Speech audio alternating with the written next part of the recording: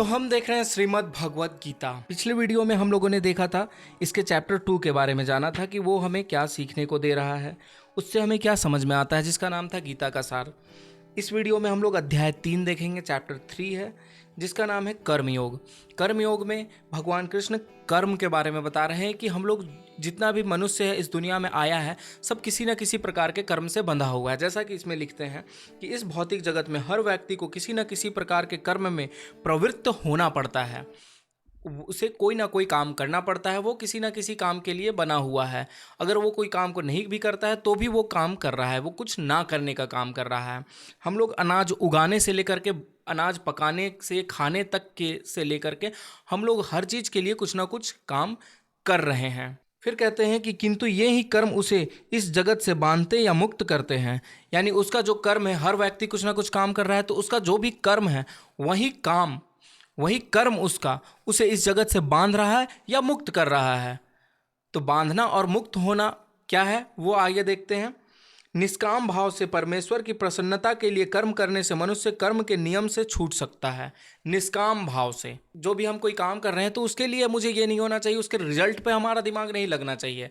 हमारा काम अपने काम को पक्के तरीके से, अच्छे तरीके से करने पर होना चाहिए, और ऐसा काम होना चाहिए जो कि लगे कि फ़ायदा सबको पहुँचे, ना कि सिर्फ अपने फ़ायदे के लिए पूरी दुनिया का नुकसान कर दे या किसी और का नुकसान कर दे, हमारे नेचर का नुकसान कर दे। ऐसा कोई भी काम नहीं करना है जिससे किसी और का नुकसान हो और खुद के फायदे के लिए। जब वो इस तरह का काम करता है तो वो इस कर्म के नियम से छूट सकता है और आत्मा तथा परमेश्वर विषयक दिव्य ज्ञान प्राप्त कर सकता है। जो भी इस तरह का दिव्य ज्ञान है, आत्मा से रिलेटेड ज्ञान हो गया या फिर परमेश्वर से रिलेटेड ज्ञान हो गया, ये सब ज्ञान के बारे में, ये सब चीज़ जानकारी के बारे में वो प्राप्त कर सकता है कि क्या है। जब कोई इंसान ये सब जान लेता है कि आत्मा क्या है, परमेश्वर क्या है, तो वो ऐसा काम करता है जिससे कि पूरी दुनिया को फ़ायदा हो। वो सिर्फ अपने लिए नहीं सोच सकता है, क्योंकि वो समझ जाता है कि हम जो भी काम कर रहे हैं वो अपने इंद्रियों के वश में होकर के काम कर रहे हैं। हमारी इंद्रियां क्या है?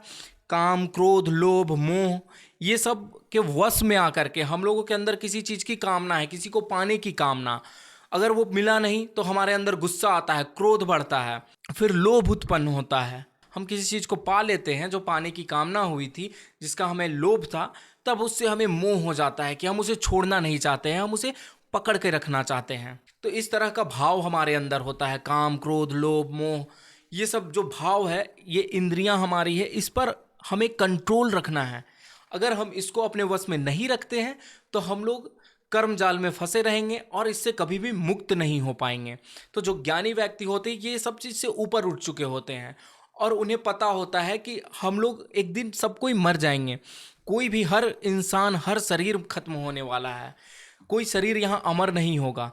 और आत्मा क्या है? आत्मा तो अमर है, आत्मा हर जगह है, लेकिन शरीर खत्म होते चली जाएगी।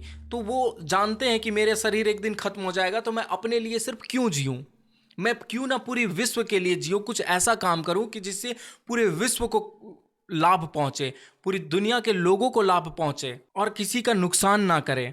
क्योंकि ये नेचर भी हमें बहुत कुछ दे रही है, तो हम नेचर का भी नुकसान ना करें, एनिमल्स का भी नुकसान ना करें, किसी भी चीज़ का नुकसान ना करें और सबके बारे में सोचें और सबके लिए काम करें। तब हम लोग अपने इंद्रियों से मुक्त हो इंद्रियों पर कंट्रोल रख करके और करना होता है। क्योंकि जब हम लोग कोई भी काम करते हैं, तो जैसे हम लोग पढ़ाई कर रहे हैं, तो उसके बीच में भी हमारे पास बहुत सारे डिस्ट्रप्शंस आते हैं। कोई दोस्त बोल देगा कि चलो हम लोग गेम खेलने चलते हैं, कहीं बोल देगा कि चलो मूवी देखने जाते हैं। बहुत सारी ऐसी चीज़ें होती है जो हमारे लिए अच्छा नहीं है, हमारे हेल्थ के लिए अच्छा नहीं है, हमारे काम के लिए अच्छा नहीं है, हमारे टाइम को बर्बाद कर रहा है, हमारे हेल्थ को बर्बाद कर रहा है। ऐसी काफ़ी सारी चीज़ें होती हैं जिस पर हमें कंट्रोल रखना है। अगर हम लोग अपने इंद्रियों पर कंट्रोल रखते हैं, हम लोग अपने भावनाओं पर कंट्रोल रखते हैं, तभी हम लोग वो जो खींच रही है अपनी तरफ चीज़ें, जिस चीज़ों से हमें हानि पहुंचेगी, उस तरफ नहीं जाएंगे और अपने काम पर फोकस करेंगे कि नहीं, अभी मुझे काम करना है, कितना भी वो मुझे अपनी तरफ खींचे, मुझे नहीं जाना है तो नहीं जाना है। इस तरह से हम लोगों के अंदर भाव होना चाहिए और अपने भावनाओं पर कंट्रोल होना चाहिए। अगर हम लोगों को अपने भावनाओं पर कंट्रोल नहीं होगा तो हम लोग बार बार उस तरफ जाएंगे और अपने लाइफ को बर्बाद कर लेंगे। काफ़ी सारे लोग जैसे पैसा कमाने लगते हैं, तो पैसा आता है तो वो उड़ाने की तरफ जाने लगते हैं कि चलो इधर जाते हैं, उधर जाते हैं, घूमते फिरते हैं, नशा करते हैं और भी चीज़ें करते हैं। तो इस तरह से उस तरफ ध्यान नहीं देना है, उस तरफ कंट्रोल रखना है कि नहीं वो सब मैं करूंगा तो मेरा टाइम भी बर्बाद होगा, मेरा पैसा भी बर्बाद होगा, मेरा हेल्थ भी बर्बाद होगा। तो मैं वो काम क्यों करूं? मैं क्यों ना ऐसा काम करूं कि मेरे काम को और अच्छे से बढ़ाए, मेरे काम में और ग्रोथ आए, और मैं पूरे कल्याण के हर लोगों के बारे में सोचूं। जो मैं पैसा उड़ाऊंगा फालतू चीज़ों में, वो किसी की भलाई के लिए दे दूं या किसी की भलाई कर दूं उस पैसों से। इस बारे में सोचना चाहिए और इस तरीके से हम लोगों को काम करना चाहिए, तब हम लोग अपने कर्म से मुक्त हो जाते हैं। फिर देखिएगा कि आप जो काम कर रहे हैं उससे में मज़ा आने लगता है। अगर हम कुछ पढ़ते हैं और किसी को सिखाते हैं तो हम लोग और अच्छे से पढ़ना चाहते हैं कि नहीं चलो अगर मुझे उसे सिखाना है तो मुझे और अच्छे तरीके से पढ़ना होगा। अगर कोई किसी को हेल्प करना चाहता है कि चलो मैं उसे पैसे से हेल्प करता हूं या गरीबों को पैसे बांट कर हेल्प करता हूं या उनके लिए कुछ चीज़ें खरीद देता हूं, तो आप और कमाने के बारे में सोचेंगे कि चलो मैं और पैसा कैसे कमा सकता हूं जिससे कि मैं और ज़्यादा लोगों को मदद कर सकूं। तो इस तरह से लोगों को सोचना होता है। और ऐसा पैसा नहीं कमाना है कि किसी का नुकसान करूं, ऐसा पैसा कमाना है जिससे कि लोगों का मदद हो और लोगों को हेल्प पहुंचे। बिजनेसमैन क्या होते हैं, एंटरप्रेन्योर क्या होता है, वो प्रॉब्लम सॉल्वर होता है। वो प्रॉब्लम को सॉल्व करता है तब जाके पैसा कमाता है, वो लोगों की प्रॉब्लम को सॉल्व करता है तब जाकर के वो पैसा कमाता है। तो इस तरीके से हम लोगों को सोचना होता है कि मैं अपने फायदे के लिए किसी और का नुकसान ना करूं और पूरे विश्व के कल्याण के बारे में सोचूं, तब हम कर्मयोग से बाहर निकल सकते हैं। और यह हमारे फ्यूचर को बनाने के लिए, चाहे हम स्टूडेंट है, बिजनेसमैन है, कुछ भी है, तो हमारे लिए ये मदद करता है। ठीक है, तो इस वीडियो में इतना ही। इस वीडियो से हमें सीखने को मिलता है कर्म योग क्या है और कर्म योग से हम लोग कैसे मुक्ति पा सकते हैं। और हमें पूरे विश्व के कल्याण के बारे में सोचना है, अपने फायदे के लिए किसी और का नुकसान नहीं करना है, निष्काम भाव से करना है और अपने इंद्रियों पर कंट्रोल रखना है जिससे कि हम लोग अपने काम से डिस्ट्रैक्ट ना हो सके। तो इस वीडियो में इतना ही। अब हम लोग नेक्स्ट वीडियो में इसके नेक्स्ट चैप्टर अध्याय 4 के बारे में जानेंगे जिसका नाम है दिव्य ज्ञान।